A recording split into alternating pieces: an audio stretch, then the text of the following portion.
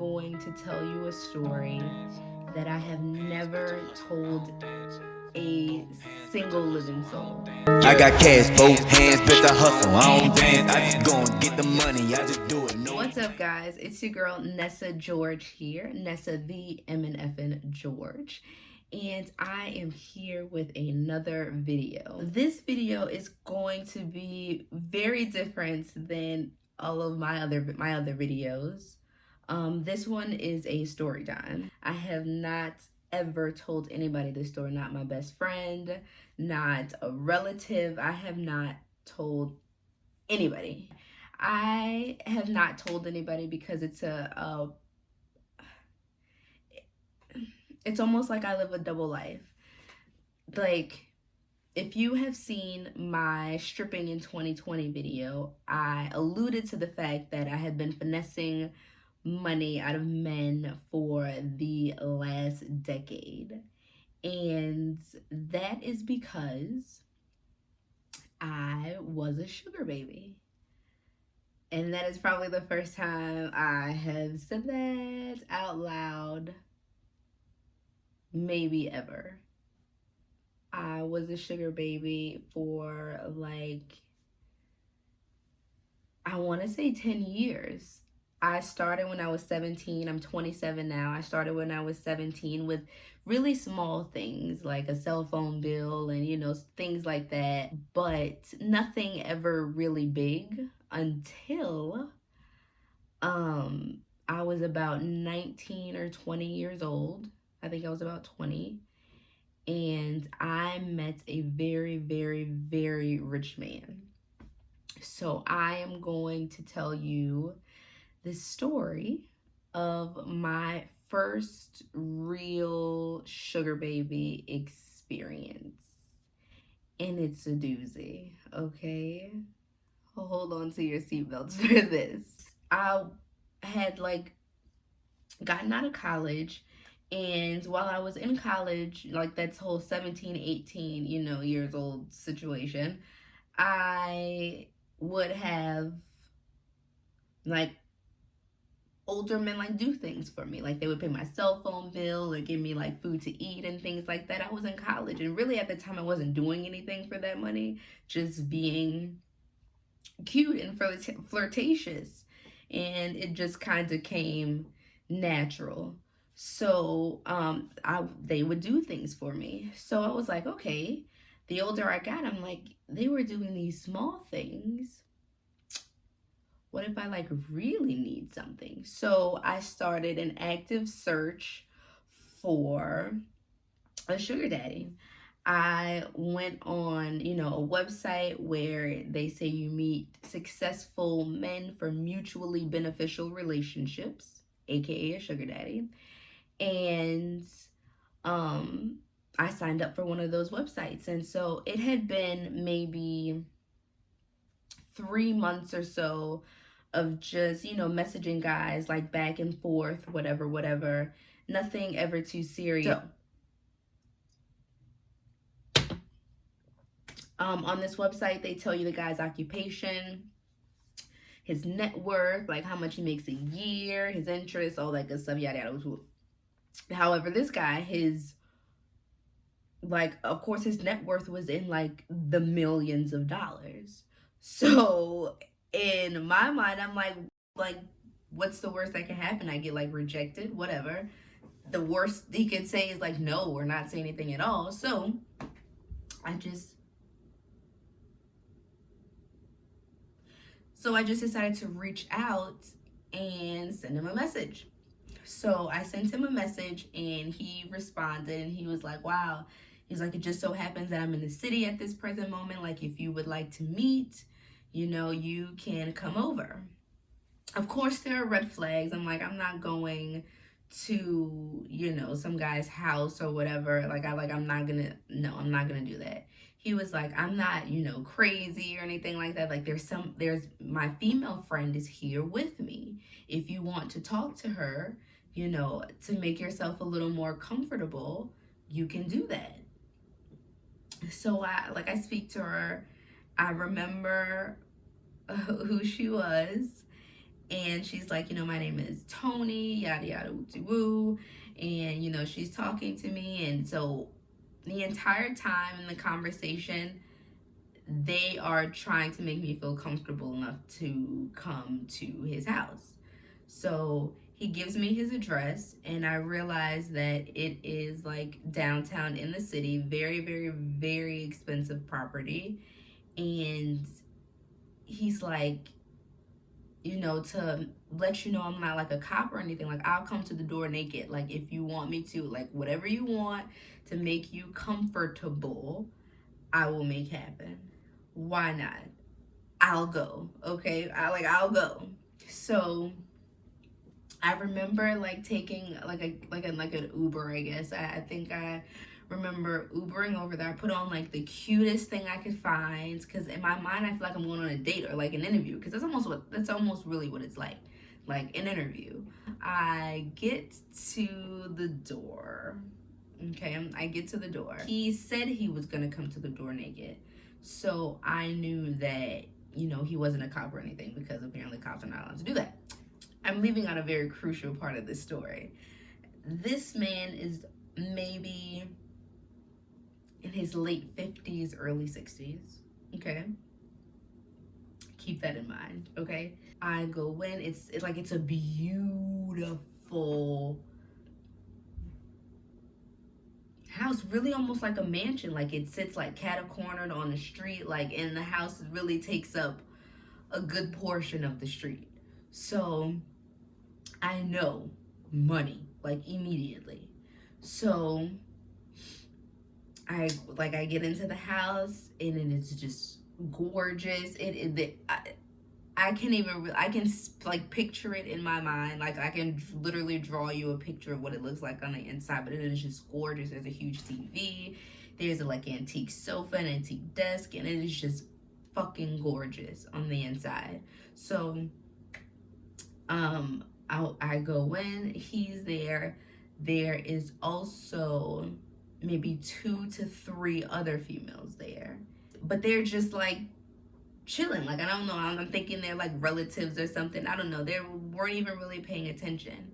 He came to me immediately and said, I'm going to give you $500 for coming. You can leave at any point in time if you want to, but I'll give you another $500 if you stay with us. So I'm like, us? Okay. He gave me the $500 for coming, and he was like, so do you want to stay? And I was like, $1,000 really sounds good when I just came in here with nothing, really. Like, I was expecting to leave with at least a couple hundred, but there's $1,000 on the table. And so they haven't harmed me yet. Like, I don't feel any like heebie-jeebie vibes like yet. Like, these are young girls like my age, and I didn't feel anything creepy. There are like security cameras everywhere and stuff like I didn't feel any weird vibes. I was like, I'm gonna stay. So after I decided that I was going to stay, he said, stand up. I stood up. He said, take your clothes off. And I took my clothes off, standing in that exact spot in a room full of about 3 or 4 people. I just took them off. I don't know. Can't explain it. I don't know. That is just the type of person that I am. So he says, take them off. I took them off, and he was like, okay. So he was like, you didn't hesitate. And I was like, no, I'm completely comfortable with being nude. It's whatever. He's like, okay. So he tells one of the girls sitting on the couch beside him, he's like, go and touch her. And really, without even blinking an eye, she is up walking towards me and she touched my breast. I didn't move. She didn't move. It was like we were just waiting for further instructions. She touched my breast and he was like, no, touch her. And she touched me. I didn't flinch. I didn't move. None of that. And at this and now as I am older, I understand that he was really just testing me. Like, this is all a test. Like, he was basically grooming me for what was to come. Okay? And boy, was there a whole lot to come. Okay? He's just like nodding in approval. Like, okay. Okay. So he's like, you can go. The girls are dismissed. He's like, okay, you all can leave the room. The girls are dismissed. All of them leave. So him and I are sitting and talking and really just having a very, very, very, very normal conversation. Like, nothing sexual was happening except the fact that I was naked. And while having this conversation, we were talking. Like, he asked me if, like, I did drugs or anything like that. The only thing I really do is smoke weed. So he was like, okay, like, I do that too. He was like, I have some good stuff, which is fine. It's like imported, whatever. So he basically tells me, or like asks me like what I'm looking for, like an allowance and things like that. I never asked him who those other girls were. I never did. I do believe he told me in the conversation that we were having that those were his other girls. It actually turned out to be maybe like 5 or 6 of them, but at that present moment it was really like 2 or 3 in the house at the time. He like explains to me that those are his girls. We were all his girls at that point, if I was willing to accept. We all get paid separately. Everybody has their own set allowance, and they've all been with him for a certain amount of time. Majority of them have been with him for years. I was the new girl, okay? But what was really very unique about the situation is that it was like a rainbow of females. Like, there was an African girl. I was the regular black girl. He had a regular white girl. He had like a Czechoslovakia white girl, like a Turkey white girl. He had an Asian girl. Then he had a Filipino girl. Like, it was like an array of females, okay? And I was really just added to the bunch is all. Like, whatever flavor of the week he wanted, that is what he had. And I remember him very vividly saying to me all the time, why have pictures of women and vagina hanging on my walls when I can just have women and vagina walking around my house? He then explains to me that my allowance would be $5,000 a month, which is the starting rate. And when I tell you, okay, I tried to be as normal as possible, okay? But you cannot just offer 5 racks to a 20-year-old and really just not expect them to be willing to do anything for it. But in hindsight, I'm pretty sure he was expecting me to do anything for it. And to be honest with you, I did for a few months do anything for it. I didn't know any 20-year-olds, 19-year-olds making $5,000 a month at that time in my life. That is insane. Insane. So needless to say, I was all in. I was all in. I was like, this isn't bad. Like, this is not a bad gig. Like, he's actually very, very rich.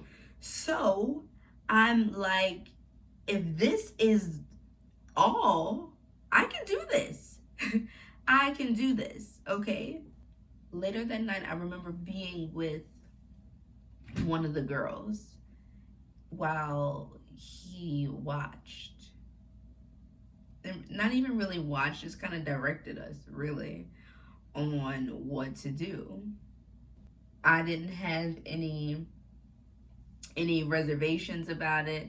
To me, it was like easy peasy lemon squeezy. Like, this is all I gotta do. I'm thinking that, you know, the night is over. I'm about to leave with a rack or whatever. And it is what it is. Like, I'll see you when I see you. That is not how it happened.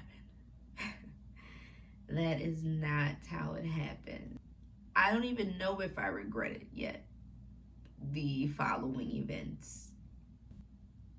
I don't know. Maybe it was a life lesson. Maybe I was supposed to go through that. Like, I don't know. I don't know. I try not to get too deep about it. He tells me, this is our last day in the city. We're going to take my jet back to Miami tomorrow.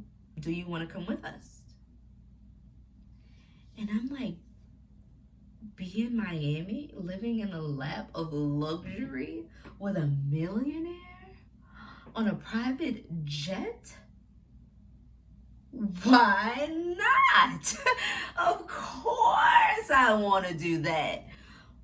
Why am I not doing these things sooner? It was really wild. And again, I'm like 19, 20 years old. I've never been through anything like this in my life.